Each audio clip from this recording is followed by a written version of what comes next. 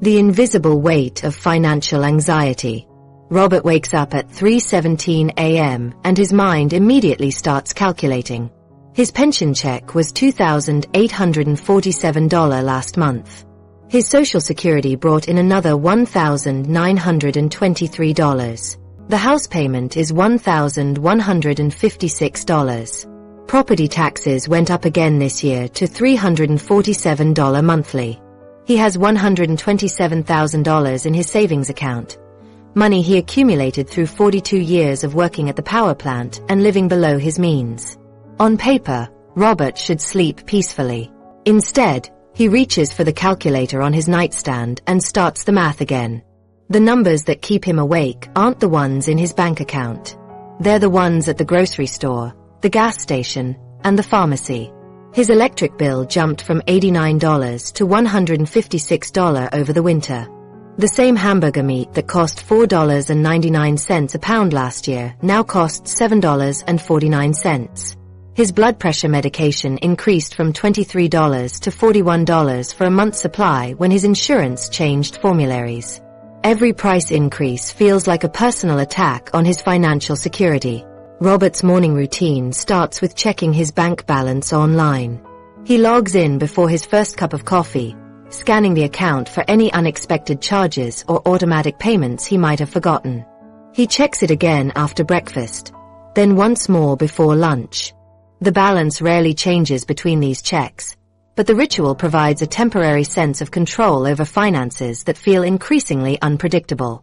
This compulsive checking behavior reflects the broader anxiety that research shows affects many seniors, with studies indicating that 28% reported worse anxiety during the pandemic as financial pressures mounted.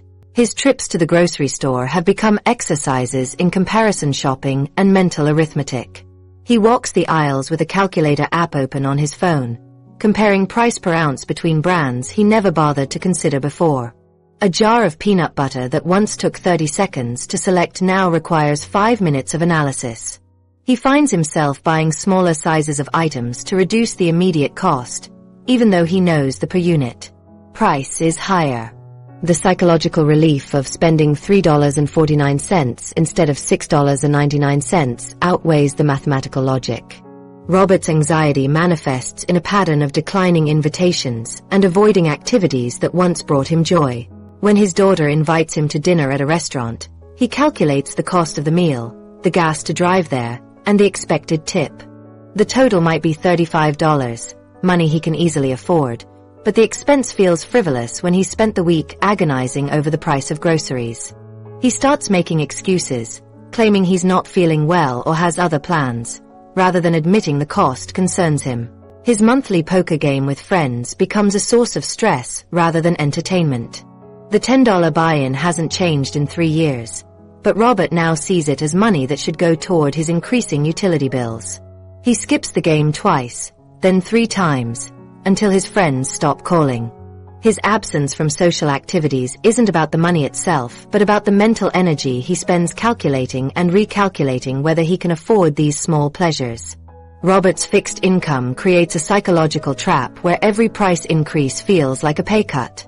His pension and Social Security remain stable, but they lose purchasing power as inflation drives up the cost of everything he needs. The hamburger meat, the gasoline, the prescription medications, and the property taxes all increase while his income stays the same. He experiences this as becoming poorer each month, even though his savings account balance remains steady. The grocery store becomes a battlefield where Robert confronts his changing financial reality. He remembers when a cart full of groceries cost $75 and now finds himself spending $125 for the same items.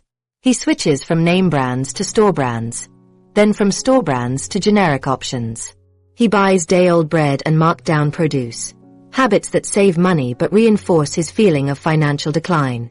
His utility bills create monthly anxiety cycles as Robert watches his electricity and gas usage obsessively.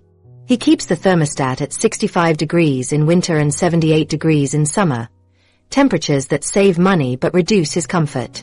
He unplugs appliances when not in use and turns off lights as he moves through his house. These conservation efforts save small amounts of money but consume significant mental energy as he constantly monitors and adjusts his usage. The shame Robert feels about his financial anxiety runs deeper than the actual money concerns. He worked hard for 4 decades, saved consistently, and planned for retirement responsibly. The financial security he built should provide peace of mind, but instead he feels like he's failing at managing money in retirement. He watches financial news and reads articles about seniors living comfortably, wondering why he can't shake the constant worry about expenses. Robert's medication decisions reveal how financial anxiety can become dangerous. When his doctor prescribes a new medication for his arthritis that costs $67 per month, Robert fills the prescription once, then stretches the pills by taking them every other day instead of daily. He doesn't tell his doctor about this adjustment because he's embarrassed to admit the cost concerns him. The reduced effectiveness of the medication leads to increased pain, but he convinces himself he's being financially responsible. The psychological burden of financial anxiety often exceeds the actual financial risk. Robert's savings account provides a substantial buffer for unexpected expenses, and his monthly income covers his basic needs with room to spare. Yet his mind operates in constant crisis mode, treating every expenditure as a potential threat to his security. Research confirms that financial stress leads to poor sleep quality, with 19% of seniors reporting worse sleep due to money worries, creating a cycle where anxiety disrupts rest and poor sleep increases anxiety.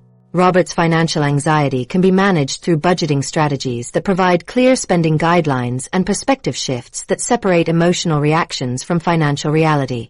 Creating specific categories for entertainment, gifts, and discretionary spending can reduce the decision fatigue that makes every purchase feel like a major financial choice.